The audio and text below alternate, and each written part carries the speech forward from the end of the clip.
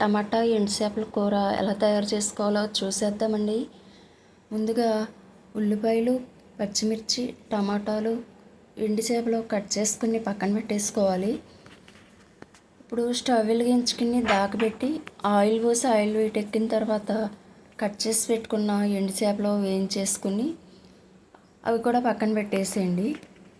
ఇప్పుడు అదే దాకలో కట్ చేసి పెట్టుకున్న ఉల్లిపాయ, పచ్చిమిరకాయలు బాగా దోరగా ఎగేంత వరకు వేయించుకోవాలి.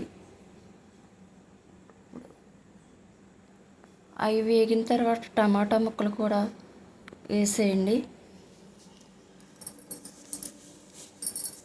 ఒకసారి గరిటతో ముక్క అంతా కలిపేసి మూత పెట్టేయాలి.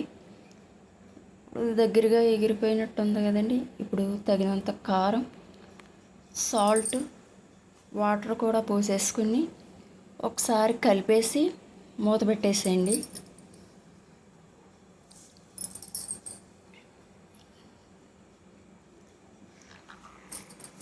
రెండు నిమిషాలు ఉడికిన తర్వాత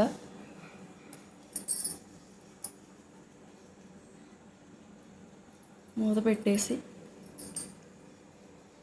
ఇప్పుడు వేయించి పెట్టుకున్న ఎండు చేపలు వేసేసి 2 నిమిషాలు ఉడికాక మూత తీసేయండి. చూడండి, గుమగుమలాడే టమాటా ఎండు చేపల కర్రీ రెడీ అయిపోయిందండి.